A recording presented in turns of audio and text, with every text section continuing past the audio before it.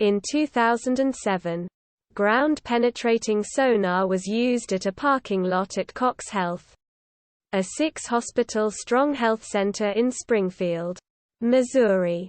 The site remains to be investigated, despite the appearance of 3 anomalies that could be graves. Could these anomalies be the bodies of Cheryl Levitt, 47, and her daughter Suzanne, 19, and Suzanne's friend Stacy McCall, 18? None of these women have been seen since early the morning of June 7, 1992.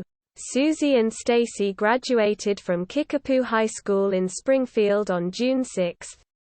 Cheryl attended the graduation and had a cake ready for Susie and her friends in the refrigerator. At home, Susie and Stacy spent the night going to parties and would have crashed at their friend Janelle's house. But there was no place to sleep apart from the floor. But Susie had a new king-size waterbed, a graduation gift from her mother. So the girls drove separately to the small, tidy white house Susie shared with her mother. Cheryl spoke to a friend at 11:30 p.m. She was a single mother of 2. Susie had a brother, Bart, and successful cosmetologist at a local salon with a large and loyal clientele.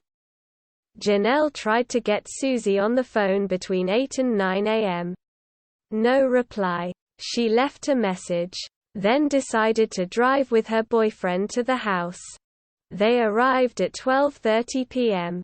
Janelle noticed 3 parked cars. The cars belonged to Cheryl, Susie and Stacy. Nothing appeared amiss apart from a shattered sconce on the porch. The light bulb was intact, and lit, even though it was past noon. Janelle and her boyfriend tried to be helpful by cleaning up the shattered glass.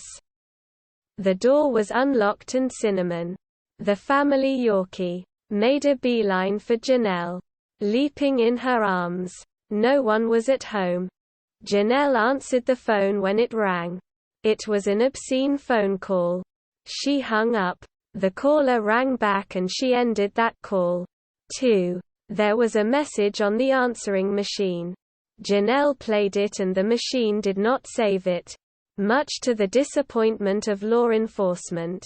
They did not believe there was a connection between the disappearances and the obscene phone calls. She noticed that there were 3 handbags on the steps leading to Susie's sunken bedroom. Stacy had folded up her clothes. Susie appeared to have removed her makeup in the bathroom, leaving her jewelry by the basin. Both Cheryl and Susie smoked. But if they went anywhere, they had both left their cigarettes behind. Their car keys were left behind, too. The cake was still in the refrigerator, untouched. Janice McCall arrived a few hours later, looking for her daughter. Over the next day, as many as 20 concerned friends and relatives arrived at the house, hopelessly compromising the scene. The police were called, but not for hours. Witnesses came forward to report seeing a green Volkswagen van and a male transient. 20,000 flyers with the women's photographs and descriptions were posted and distributed. Law enforcement questioned a suspicious person in their midst, Robert Craig Cox. Cox was on Florida's death row in 1989 when the Florida Supreme Court overturned his conviction in the belief, and it was a unanimous decision, that was convicted despite insufficient evidence to convict him. Sharon Zellers, 19, was raped and murdered on December 30, 1978, an employee of Disney World in Orlando. She was covering for a sick coworker, leaving the park at 10 p.m. Her partly decomposed body was found stuffed in a sewer. Blood and 3 chest hairs, compatible with those of Robert Craig Cox, were found on the body. An inch of his tongue was not. Cox was missing an inch of his tongue, severing an artery. He claimed he was attacked and had bitten the flesh off himself. A nurse and a surgeon's assistant doubted his version of events in court. Once Cox was released, he went to his childhood home of Springfield, Missouri. He was there in the summer of 1992. And he worked at the same car dealership as Stacy's father. And while Cox said he attended church the morning of June 7 with his girlfriend, she later told law enforcement that Cox asked her to lie for him. Cox was in prison in California when indicted for the murder of Sharon Zellers, having threatened 2 young women, one with a 7-inch knife, the other with a firearm. He was charged with kidnapping and assault with a deadly weapon.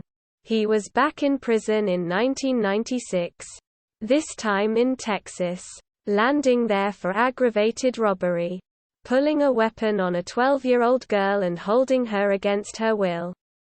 Investigative reporter Dennis Graves interviewed him in prison. Cox said the Springfield Three were dead and that he knew it. Graves asked if that was his theory.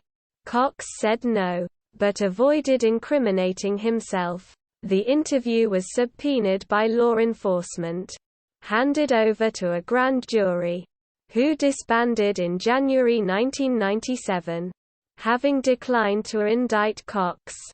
Cox reportedly said he would furnish additional details of the Springfield Three after his mother died, but he is eligible for parole on March 29, 2025, so is highly unlikely, if guilty, to see to it that he never leaves prison alive. 5,200 tips have poured in over the years, leading law enforcement to 21 states. But the Springfield Three have not been found. Cheryl and Susie were declared legally dead in 1997. Other suspects have been named, but Cox remains at the top of the list.